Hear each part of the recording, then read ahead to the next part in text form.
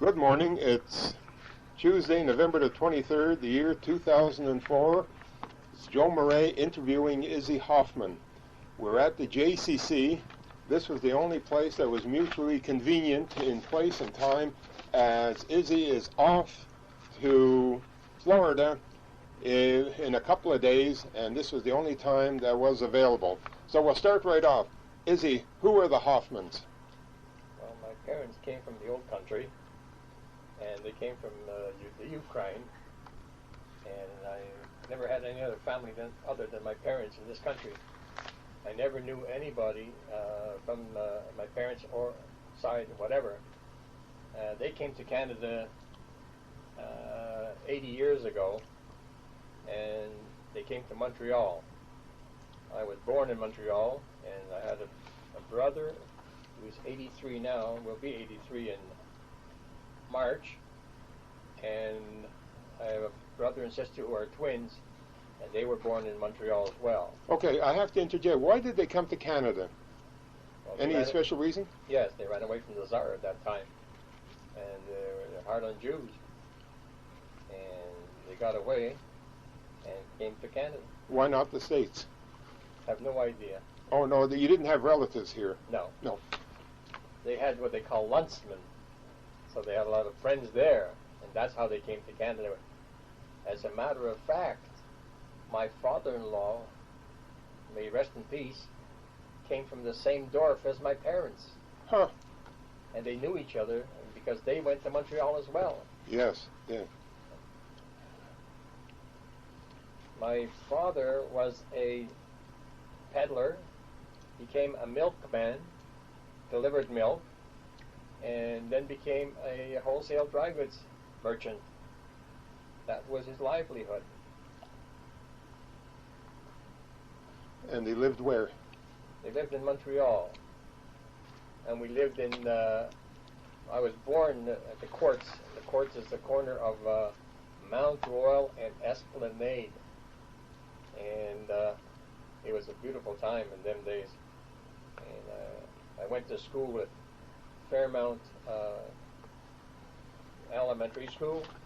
I went to Baron Byng. I never did graduate from Baron Byng, as I had a dealing with the teacher and I hit him. And I never went back to school. So you never graduated school? No. I learned on the street how to take care of myself.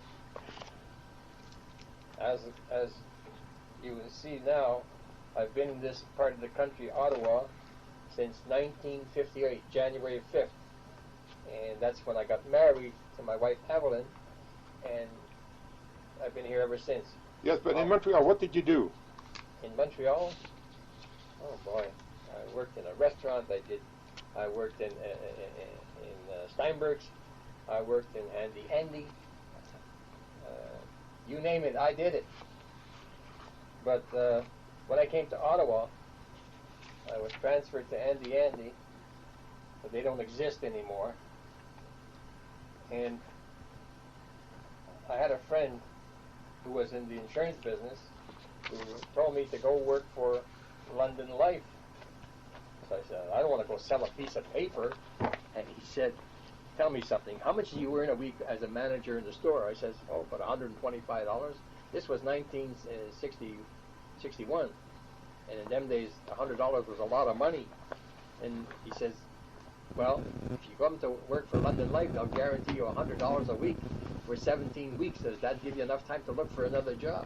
I said, absolutely. I got 4 kids. So that's where I went. I've been in there ever since. I've been in the insurance business.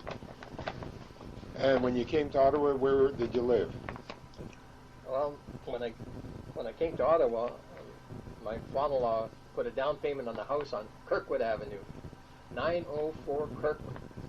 That's where we live. That's not far from here. That's right. It's just around the corner, actually.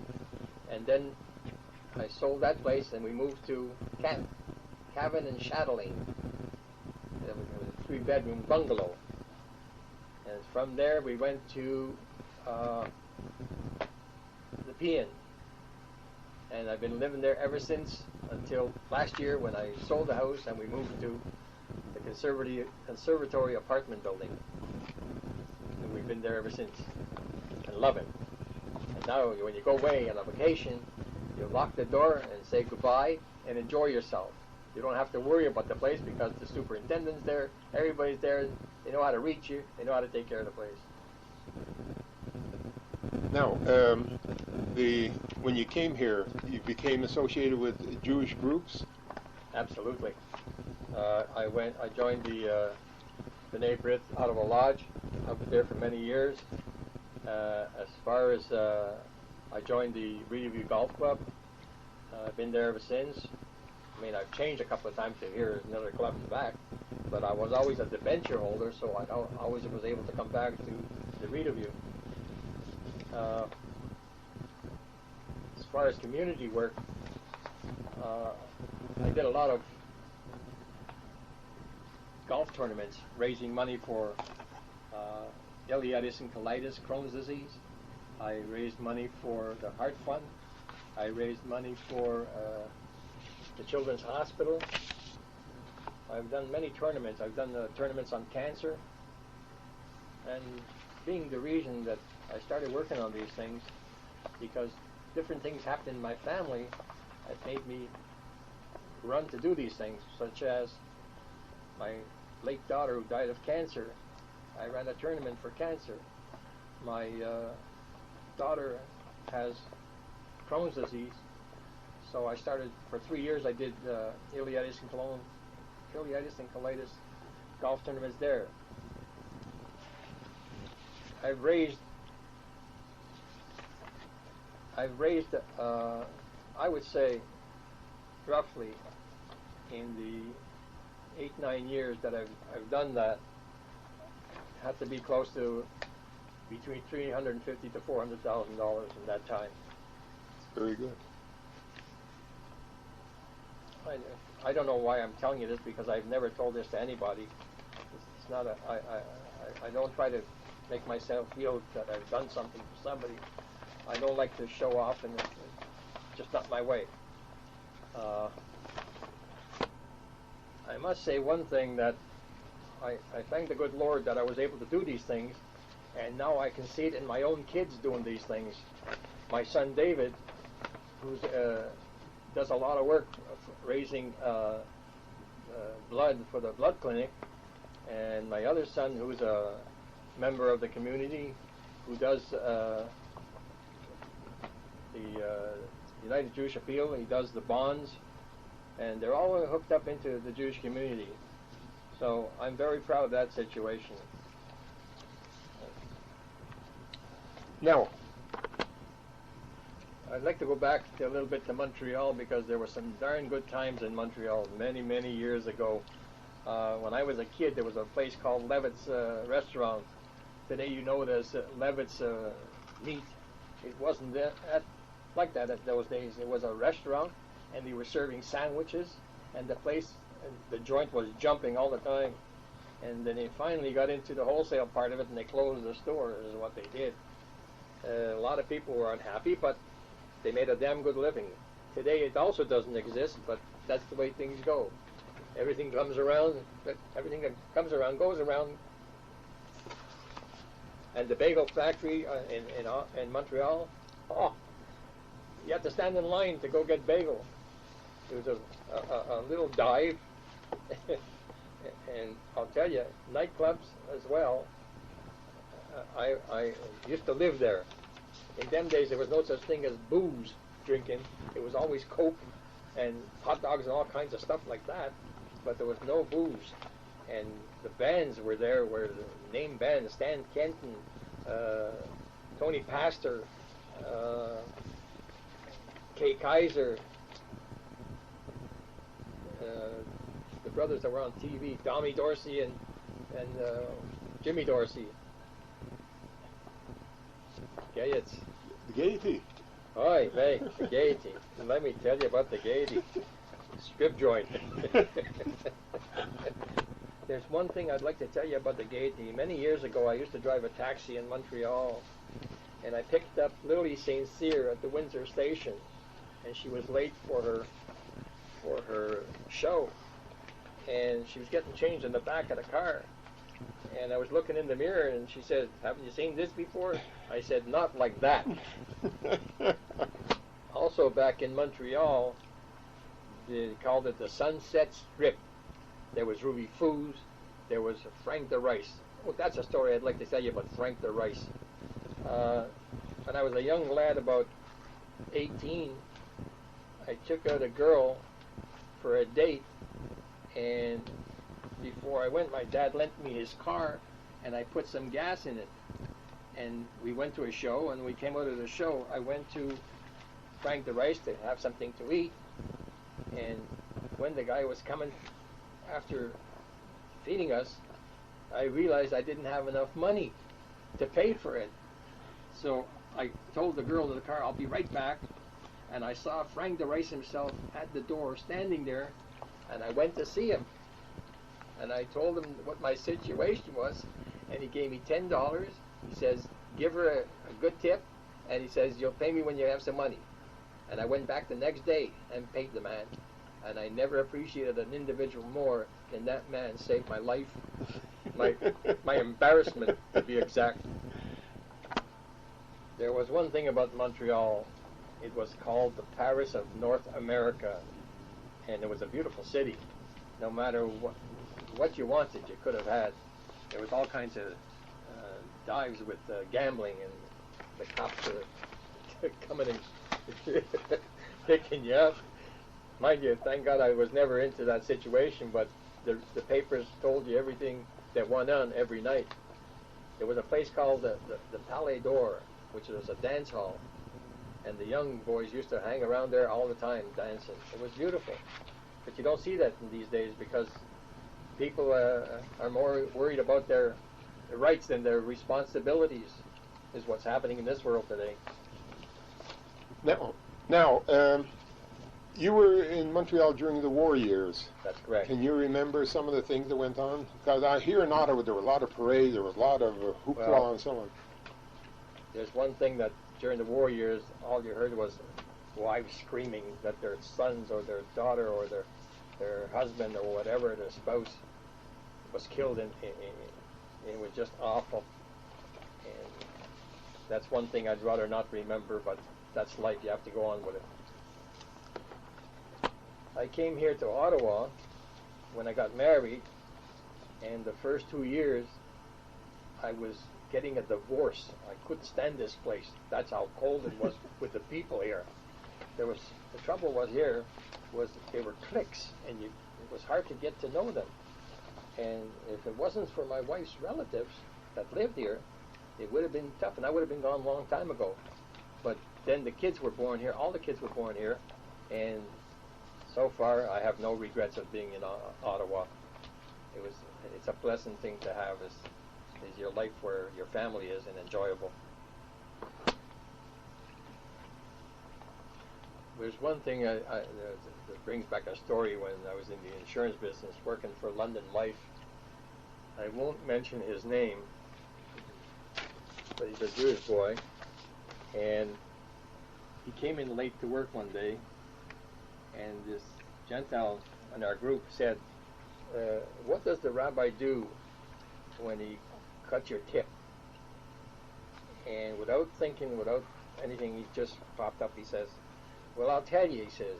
"The rabbi saves him up until he can wrap a package 4x4, wraps it real good, ships it to England, buries it, grows pets like you, and bring him back here."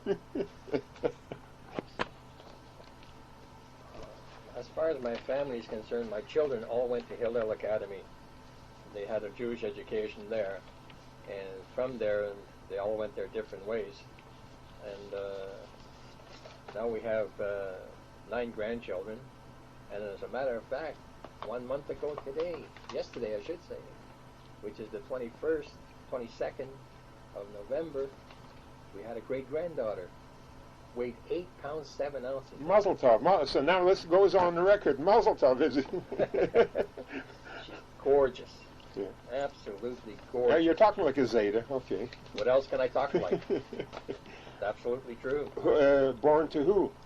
To my daughter's daughter. My grandchild. Names. Oh, I don't know who they are. I'm sorry. My daughter's name is Shelley. My granddaughter's name is Elisa Jennifer. And my grandchild is named Bianca Maria. My son David is the religious one. He's in shul every Saturday, and when he brings the kids, it brings nachas, because when I see them, my eyes light up, and I gotta hug them and kiss them. Even in shul, it don't bother me at all, and it doesn't bother them either. They love to be with me, and I have no regrets whatsoever when it comes to family. For me, family comes first. My son David and his three boys, Joey, Robbie, and Josh, three of the greatest kids you ever want to meet. I'm sure most of the community knows them. To go to school in Hillel too? No, well, only one left in Hillel. That's and they all graduated from Hillel, as a matter of fact. But the last one is just had his bar mitzvah. Josh was 13, and he's still in Hillel, but I think this may be his second of last year, and then he goes to high school. As far as Joey, he's in Halifax right now, going to Dalhousie University, and Robbie is in high school right now at Sir Robert Borden.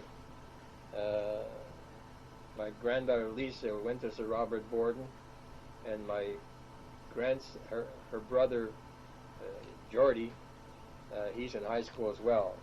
But there's a kid, to give you an idea of what a difference in children, there's a kid that loves to work and loves to earn money. It's unbelievable. He'll do anything to go and make a buck. Honestly, that is. The other, I have three grandchildren from my late daughter. They are the most beautiful children you ever want to meet, with respect and decency. And their father, bar none, is the greatest kid. He took care of my daughter when she was sick. It was unreal. He really looked after her, and he is really looking after these three children. And I got to tell you, the ages of these children are not young anymore. They're in their teens. One is 17, one is 17, one is 19, and one is 20. Going to be 21 very shortly. And their names are Jason, who's 17, Shauna, who is 19, and Kale, who is going to be 21 very shortly. They're beautiful kids. And Irvin, the oldest boy, he's got a son named Aaron, and they all live here except the three children live in Hawkesbury from my late daughter. And her name was Sue Ann. You were talking. Minnesota was her name. You were talking about Irwin. Yeah. His kids. Aaron. Aaron. Just mention him. Right. As far as people is concerned, I love people, and I don't have any specific ones to tell you, because to me, everyone is the same. They're good. I love them, and I'm trustworthy of them. They screw me around, and that's the end of it. But as far as people is concerned, I love to be around them, and I love to talk to them. I have no dislike for anybody. I don't hate anybody. And as far as traveling is concerned, right now the wife and I go down to Florida for the winter. It's the first time we're going to be away for the winter. I started last year for 2 months, and now we're going for 4 months. And I'm looking forward, and so is my wife. Where do you stay? We stay in Pompano Beach at the Palmer Estates, and it's beautiful there, and I'm going back. And my kids come down on the school breaks, such as Christmas time, such as I should say Hanukkah time, and my other children come down on March break, and the other kids come down anytime they want, and we love to have them, and there was always enough room. And the children really look forward to coming when we go away. Any events that I have there is with people from Ottawa. They are the ones that we meet, and we go out and enjoy, and there's all kinds of things to do as far as the people there are concerned as well. I tell you, I see more of the people from Ottawa down in Florida than I see them here locally. It's unbelievable. Now, as far as hobbies and recreation and amusements, I love to play golf. I do all kinds of crossword puzzles. I love that. Amusements is, to me, is watching television with hockey games and football and all that kind of stuff. And mostly, to tell you the truth, the biggest hobby of all, I drive my wife nuts, is on the internet. I play all kinds of games and tell all kinds of jokes. And I got my friends who love it. And then there's others that tell me enough is enough, but it's never enough because they still laugh when I send it to them. Izzy, one of the things that you're very involved with in Ottawa are the chevra. How did you get involved with that? Oh dear. When my mom passed away, may she rest in peace, she was the love of my life. She was my rock at Gibraltar. And I always wanted to find a way to, how can I remember her in years to come. And I met up with Sam Pedagorsky, and he's the one that mentioned that I'd like to come work for the chevra. Well, I remember when I went, it's going to be 28 years now, and I've been working there ever since. And I can always remember my first one that I did. First to her. The first tahara I ever did. Should I mention his name? No, you don't have to. Okay. I'll do it this way. I won't tell you his name, but I'll tell you what happened. We were at a Parliament Lodge meeting at that time, and there was two fellas, ambulance people. What do you call those people that in the ambulance today? They do medical. Paramedics. Paramedics. Yeah, there was two paramedics that came to speak at the meeting that night, and they were telling how they do things and how they try to save lives. And these two guys are the same two guys that picked up this member at his house to bring him to the hospital. But when he got to the hospital, they pronounced him dead. And he was a young fellow in his 20s. I am a member of the JCC. I've been a member of the JCC ever since it's opened. I've always paid my dues, and I don't go. I felt, they asked me, well, why don't you come? You're paying your money. And I always tell them, it's very simple. If it wasn't for us Jews to take care of this place, nobody else would take care of it. So my payment to the JCC is to me a donation, and let them enjoy it. If I don't support it, who the heck else will? Yeah. Special events, do you come to them? No, very, very rarely, because in the summer I play golf, and I'm out in the golf course and out in the fresh air. I don't want to come inside to it, so I get enough exercise for what I want out in the open. And I run messages for my wife, I run for my kids, and I do all that kind of stuff, and I love it. And as far as the winter is concerned, now I'm going to Florida, so I don't have time to be at the club. Okay, other people, persons that stay in your mind? The one person that stays in my mind consistently and all the time is my Rabbi Bolkin. He's the greatest. And if people say something different, I'll let him have it right between the eyes. I love that man. He's great. And then you must know a lot of characters. Oh, I'd rather not discuss that. Okay, but I see you're always sitting with the same gang. Do you play cards with them or anything? No, not anymore. Most of the guys have, a couple of guys have passed on, and then it's not the same what it used to be, because you can't, some people won't give you their house to come, so it just broke up and it's finished. And I'm enjoying better with my computer than playing cards because it's cheaper, less aggravating. I know you're in a rush, Izzy, so what I want to do with you is make a date for about 6 months in the future when you're back from Florida, when you're going to have just a little bit more time, I'd like to work on this tape. This tape will be kept, and we'll add to it when you come back, because I'm sure you're going to have some good stories. You'll have some good remembrances. So let's just end it now. Have a safe trip, a healthy winter, and we'll see you in the spring. Absolutely.